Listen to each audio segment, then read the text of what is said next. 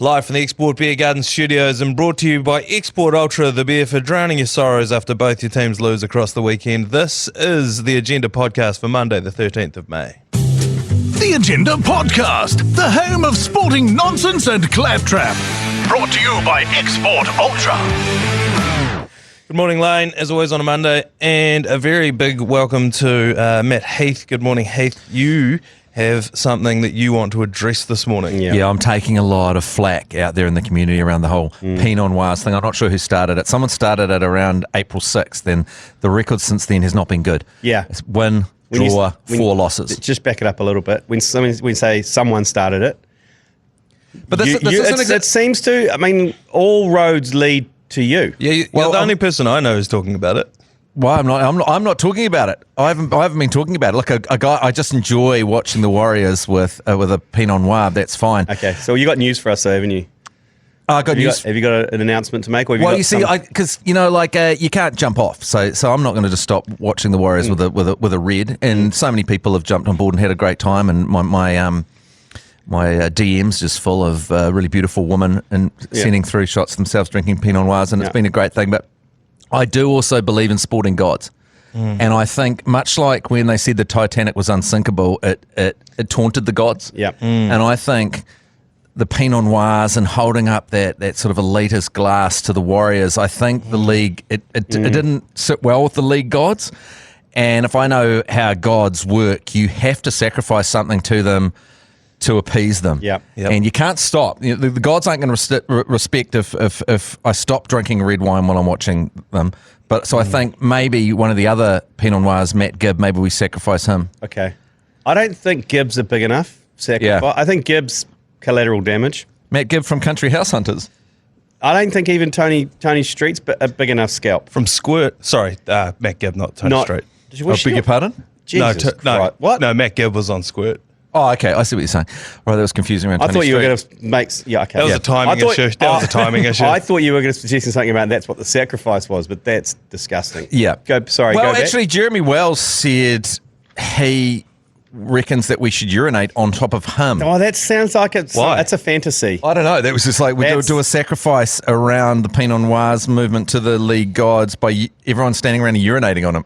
Look, I did mention it on the Matt and Jerry show this morning. I think you need to... all roads lead to you, really. You have... whether you like it or not, you are president of the Noirs. But we've talked about this before, and I've talked about both of you guys before. When you come up with an idea and you're in commercial radio, you really get hoisted on your own petard around it. Like next thing you're just a little joke. You send one thing out, next thing you know, there's a whole thing. Then they've sold it to a client, and There's you're a sponsorship involved. Yes, it's. Well, you're in what it really should have been is 1 week of a stupid gag and then move on. Yeah, I know. Yeah, But now I admit that I started it, and you know. It is causing problems for the Warriors in terms of the gods, but yeah. Sorry. My suggestions were to put you in old school stocks at Go Hard Stadium, and people throw late season rotten Feijoas at you. Yep. That was one. Yep. People could just go, "Fuck you, Matt Heath." Yeah. Fuck the Pinot Noirs, and you get sconed on the head by a rotten, and that. As people come in to Go Hard, that'll get them out. I think that would go some way to appeasing the league. I think there needs to be some sort of physical humiliation. Yeah. No, I agree. Maybe something Peter Plumley Walker-esque. Well, that's what I was suggesting. If we could actually go to 28A Rotamahana Terrace in Remuera, where Peter Plumley Walker died, and actually strap me up there and then choke me to death and throw me over the Hooker Falls. Do you reckon that would be enough? Sounds like you wanted a bit too much. Is my only issue with that one. And also, it's like Jeremy, isn't it? It's not really a sacrifice if you're and it's a bit cricket related. Yeah. If he was a league referee, I'd say but he was an umpire. Could there be a Hopawata type situation for me? Oh, okay. So again, the fact that you've suggested this makes me think that. Okay, well, this is what I'd say. Let's put it out to the Agenda podcast listeners, and that's really what I came on here because I know I have to do some penance. Yep. I admit that, and I know, and I understand what you've been through with the Grim Lane thing. And I know I have to, but that's why I've come on really to see if the Agenda people may be on the talkback function on the iHeartRadio app, and if you guys could collect those and come back to me, and then maybe you guys need to. I agree with you, Manaia. it can't be something I select because then I will be strapped up at Rotamahana Terrace with a massive heart on and enjoying it. I would also go one further. Well, not massive. I think we've all missed the point here. And my point from the get-go has always been, welcome on board, always another seat on the bandwagon. You welcome all comers. We welcome all comers. What I worried of from the start was, you're going to try and make it all about you. And now you've made the wins about you. Now it's losing. You want to make the pennants about you as well. I would disagree. I 100% didn't want to make it about me to the point where I said, don't post this. This is just a joke in a private group that then got posted wider, then it got more and more, and then they sold it to a client, and it keeps getting bigger. I never wanted to make it about me. I just thought it was a funny rhyming. I actually didn't even think it was a funny joke. If I could speak for a second, I think that I've said this from the get-go, the Pinot Wahs, they're not fans of the Warriors. They're fans of themselves. All they talk about is themselves. They don't talk about the performance of the game. They post pictures of themselves with their red wine, and you can do that, but stop trying to detract because we've got a long-suffering fan base who are really going through something at the moment, and I think if you want a penance, just sail quietly into the night. I'm not saying don't drink your red wines. Don't get together with your politicians in your corporate boxes. I'm just saying. I want sodomy. Just leave it. I think sport's fun, and you should be able to do fun things around it, and you should be able to have gags around it. And I certainly do not just talk about red wine Warriors. It's a very small part of my Warriors chat. We have Warriors on the Matt and Jerry breakfast show twice a week. In fact, we've been told to talk less about the Warriors over the last 3 years. So I would disagree. Have you or have you not asked Adam Pormana to get you a headphones and a microphone to come in and talk about yourself and your fandom of the Warriors this morning on the Agenda podcast? Okay, well, I'll leave then. It's obviously a hostile environment on the Agenda podcast. I thought I was amongst friends on the Alternative Commentary Collective, but okay, right. See you guys. He's off to interview Neil Finn, is where he's going. So that is very grassroots. We've had a walkout. That's one of the first agenda walkouts we've ever had. Yeah, I think the penance is not to make put yourselves onto something again. I know. I want to see. Just leave it. I just want to see humiliation. I want to see sodomy. Well, you've got it because he's come back in with his helmet on. I'm walking out again now. I've got my It's a back-to-back. Okay, is this mic on? It's a back-to-back. It's like, well, it reminds me of that. There's one movie where they come back in and does the fingers really immaturely. That was it. That's our first walkout. That's a good one too. Hey, happy Mother's Day. Thank you. Yeah. Did you send the text early? Yeah, I did. Well, I had to because we talked about it on Friday. I sent her a Mother's Day thing of cookies and she ate them straight away. So I was like, what do you do? Made a huge mistake on Mother's Day. Not a day to experiment in terms of how it rolls out. This year, I decided, you know what? Fuck it. The kids can...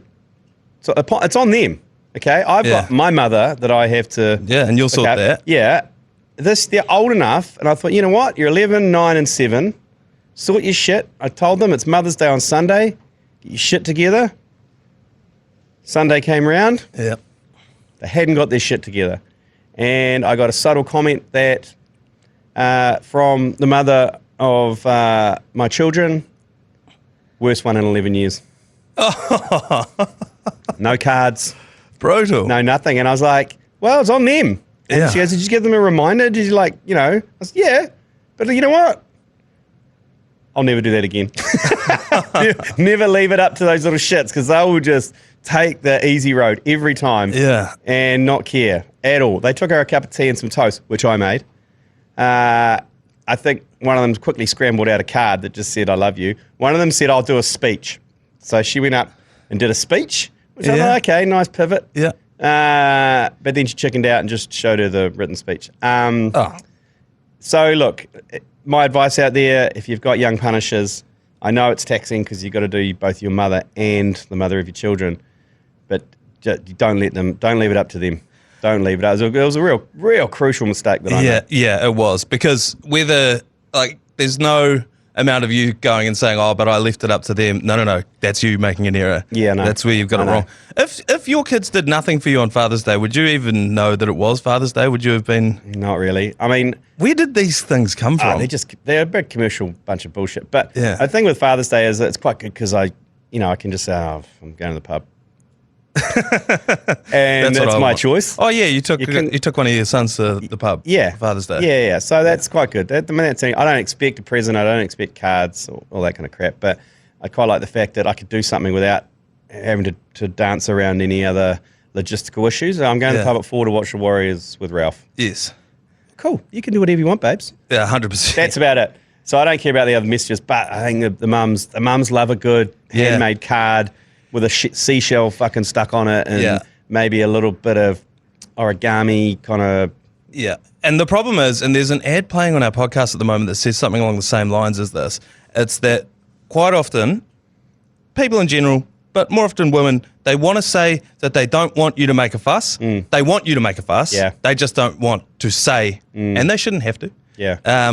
So don't ever fall for don't make a big fuss at it. Yeah, it's just Mother's Day. Like, I don't care about it. I know, but that's a trap. I know that is a huge trap. I can't believe I fell for it again because I've done it before when I came back from England from the Rugby World Cup and sent a text to my lovely wife saying, do you need or want anything from England or whatever? She goes, no, it's fine. Nothing. Yeah. So I didn't get anything. And about an hour after arriving and being at home, I get a text from her friend saying, can't believe you didn't get in or anything. So it's already on her chat. Yeah. So there you go. So I didn't learn. You know why it is, and this is something to bear in mind when you're getting your partner or your mum or whoever a gift. More likely your partner.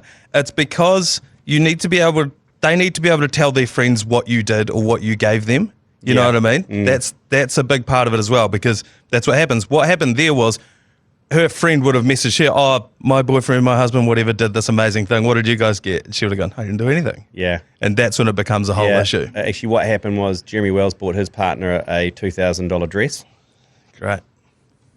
Like the balls to buy your partner a dress as well. Yeah, clothes are a no-go. Yeah. The audacity of it, and she loved it as well, and it was amazing. And I was like, you motherfucker. Yeah. Bottle of gin? Yeah, you've got to bear in mind what you're doing to all of the other guys in your friend group when you're setting the bar that high. Also, you're setting the bar for yourself because you've now got to do that. He's done some terrible things though, so he's a lot of guilt. That's another part of it as well. Yeah. It's the equivalent of when your mate all of a sudden starts posting his missus everywhere on social media. You're like, cheated on him. What did you do? Yeah. What did you do? Yeah. You guys have joint your Facebook accounts. Oh, the anniversary, the lovey-dovey anniversary or birthday. Oh my God, you're so special. That's fantastic. He goes, you fucked around. Yeah. Quickest way to get unfollowed by me is to post love doing life with this one. Yeah. Second one is office for the day. I don't know why, but those are the two ones that absolutely kill me. But anyway, Mother's Day, did you see the aurora across the weekend? I saw the aurora all over my fucking phone. Yeah. Like, I didn't see it, but I just got bombarded with it. I don't think you could see it. I think you had to take the photo, and that's what was doing it. Oh, really? Yeah, I think because my missus showed it to me out of our own bedroom window. You could see it, but not with the naked eye. You had to take the photo. I don't know. No, I didn't. But last night, I think my son and my wife went and tried to find a vantage point somewhere facing north to have a look. Oh, right. And Ralph's like, oh my God, there's so many tourists here because there was just lots of Asian people. And his mother had to say, no, they're not tourists. They live here, okay? I was like, oh. Oh, all right. Let's take a quick break. Regroup. Come back. Let's talk some sport. Super Rugby, Lane. Probably the game of the season. It was the showpiece game. Number one plays number two, and it delivered on all fronts. The Blues playing the Hurricanes from the get-go. Both teams scored in the first 10, 15 minutes. Yep. A great crowd in attendance at Eden Park as well. Oh, 25,000. It's the revenge of rugby. Revenge of rugby. It's the revenge of rugby this weekend, and they did a great job. The games lived up to their billing. Good crowds. We mocked them saying they're going to get 5,000. It looked pretty good, and they came out and said there was 25,500. I never believe every stadium. The capacity for Mount Smart Stadium has been less than 25,000 for the entirety of its existence. But towards the end of last year, they were saying, there's 25,053 people here. Because the threshold for hosting playoff games is 25,000. Okay, yeah. Nice. There was an investigation into Eden Park's numbers a while ago. They were like, how come every week it ends in either a 9 or an 8? Every single week. It's only, really? I can't remember the exact number it was, and they went to Eden Park, and Eden Park had to say, look, we're estimating to within a X amount of budget for area.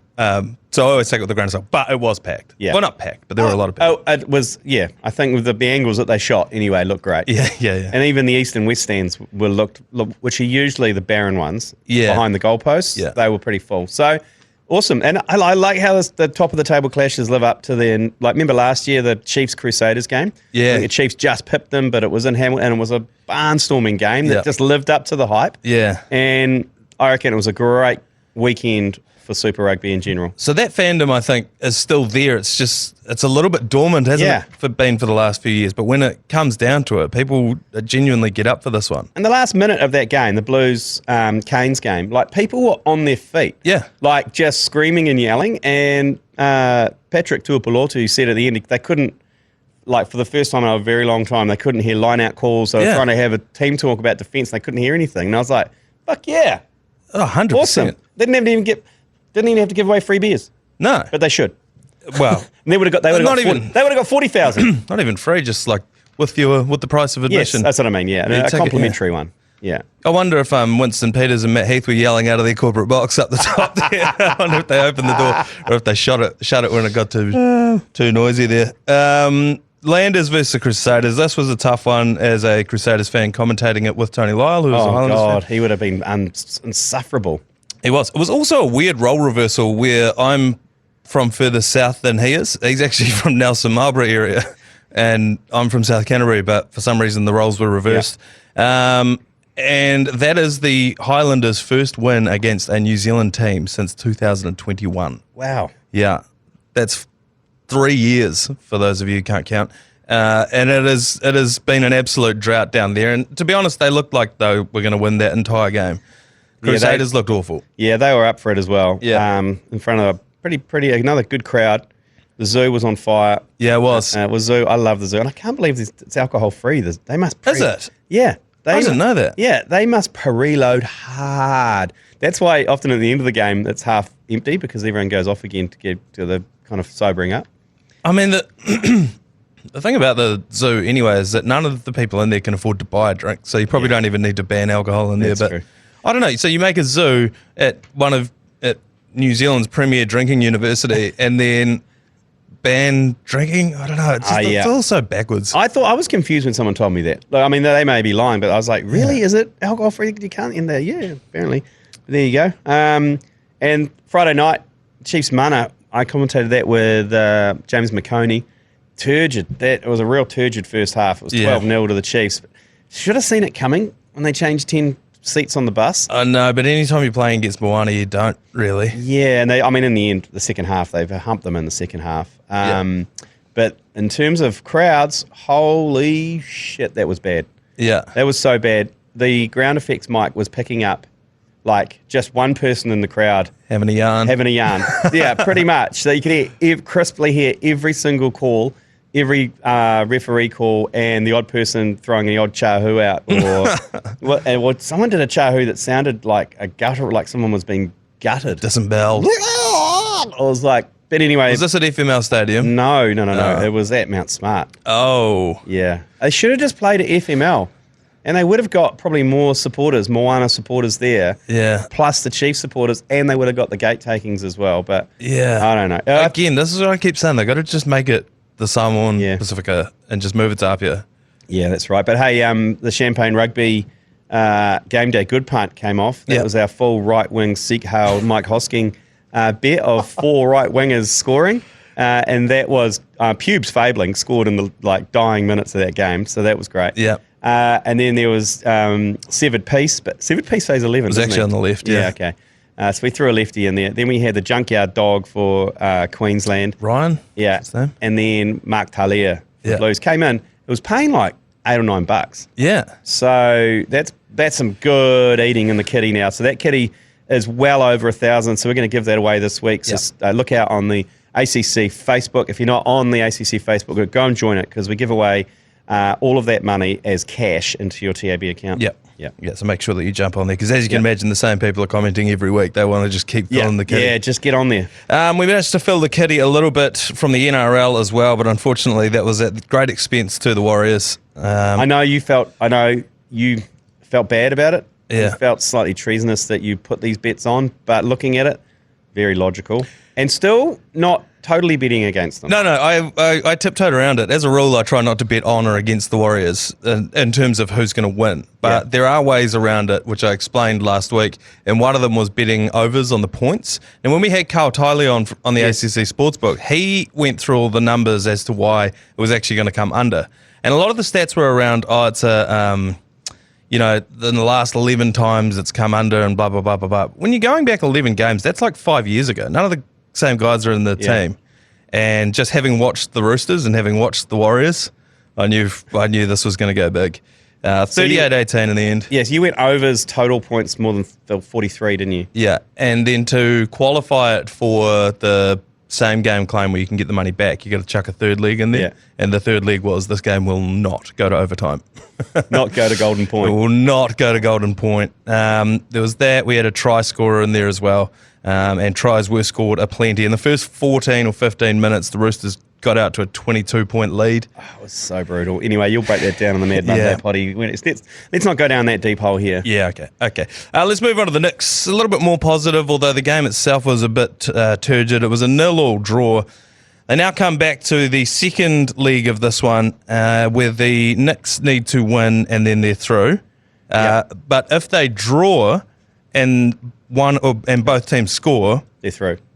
No, because it goes on away goals. Right, so the Melbourne are through. So then Melbourne are through. So it's just one of those anomalies in football that I don't really understand. I know it's a big thing over in the overseas. No, the away goals are always valued. I know. As a lot harder. But they are one game away. It's better than being 1-0 down and then having to score two goals. Well, I don't know, 2 goals. So when's that this weekend? Maybe it's Saturday. So on Friday, maybe should we get on the blowout to our good mate Jason Pine? Yep. And get the inside oil on the Knicks. But that'd be great if they make the final. Yeah. They deserve to make the final. Yeah. So yeah, go the Knicks. I agree. All right, time for one more quick break, and we're going to round out the rest of the sporting news from across the weekend. Just quickly, Lane, in the UFC, Carlos Ulberg, who trains out at Auckland City Kickboxing. Yep, I've got that right the right way.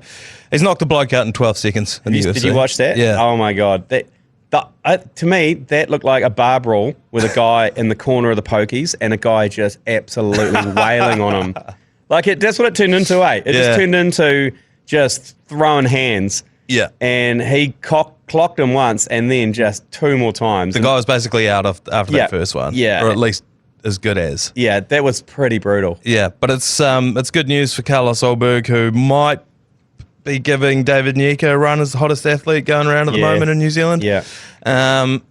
We came very close to getting him onto this podcast a while ago when a former sponsor that also sponsors him, they couldn't quite get it across the line.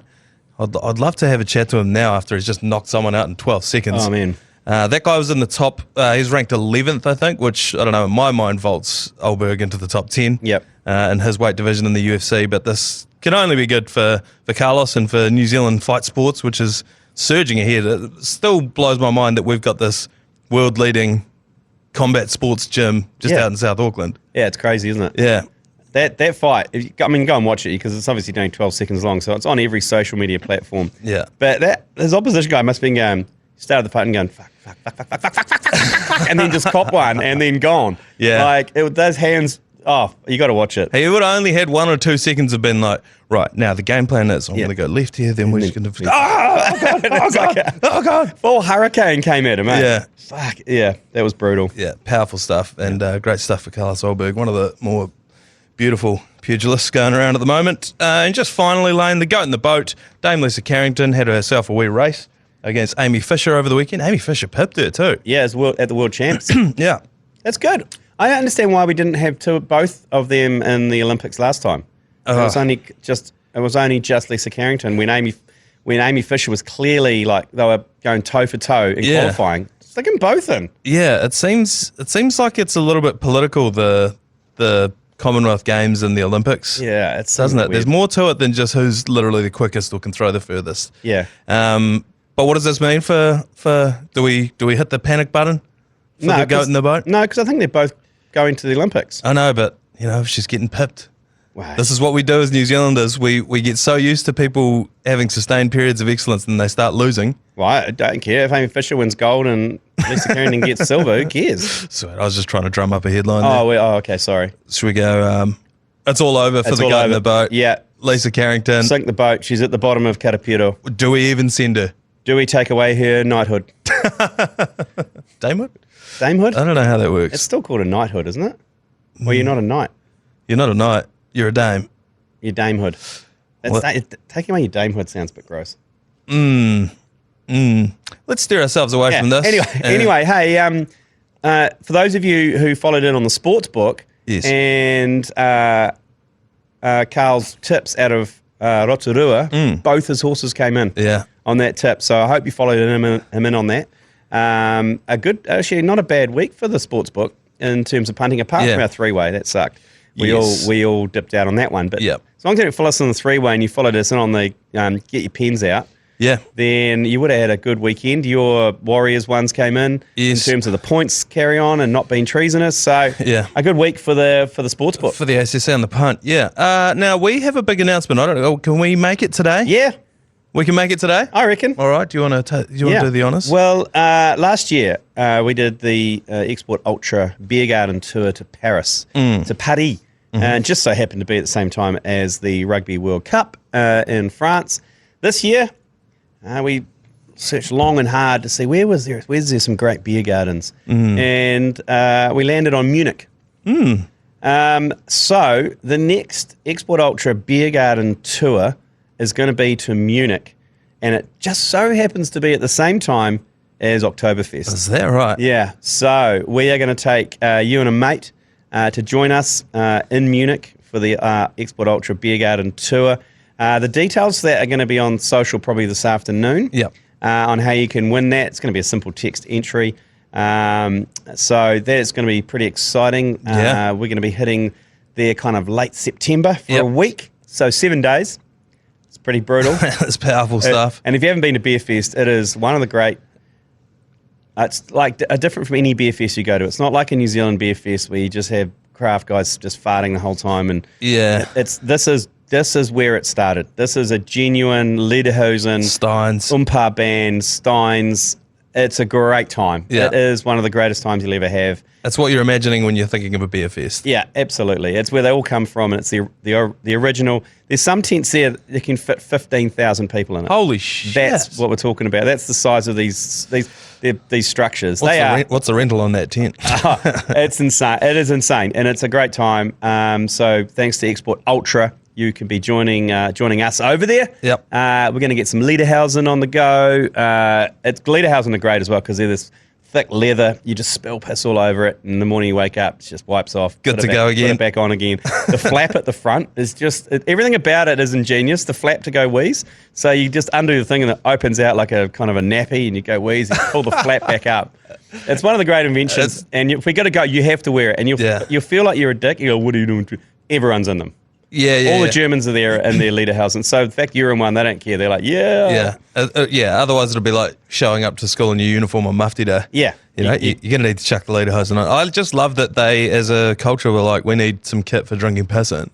And that's what they came up with. Well, it is great. but it is actually their formal wear as well. Oh, so right. they get married. It's like kilts. Yeah, right. You wear them to party. You wear them in formal occasions as well. Yeah. I don't think they're specifically designed for drinking piss in, but they just happen to be quite good. It certainly seemed like it. So yeah, details of that are going to come out today. Yeah. Check out, get on the ACCNZ on Instagram, on Facebook, and check out how you're going to win that. All thanks to our bloody great mates at Export Ultra. It's going to be one hell of a trip. I'm excited and terrified. I'm looking forward to this one. So yeah, keep an eye on Sosh. And that'll do us for today for a Monday edition of the Agenda Podcast. We'll be back tomorrow with your feedback from yours, please. There's plenty of it across the weekend as well. Yeah, open up on Heath. Absolutely open up on him. That is a clean slate. And I know he'll be in on Friday as well, so maybe we play them out for him on the Do you Friday. think he will after that walkout? Yeah, I don't know. It was pretty frosty. He didn't take kindly to me accusing him of just being a fan of himself and not the Warriors. Yeah, he didn't, did he? No. It was a good walkout though, I must admit. And he walked back in and the double fingers and then back out again. With a helmet over the top of his Warriors hat. Yeah, and then the reason he came back in so he could get his prescription glasses. So we'll be playing those ones out for him on Friday. Or maybe either of us. Maybe you may have some feedback for either of us. So no doubt. Fire those through and we will play them. You know we will. We'll see you tomorrow for another episode of the Agenda Podcast. You've been listening to the ACC's Agenda Podcast, brought to you by Export Ultra. For more episodes, like and follow on iHeartRadio or wherever you get your podcasts.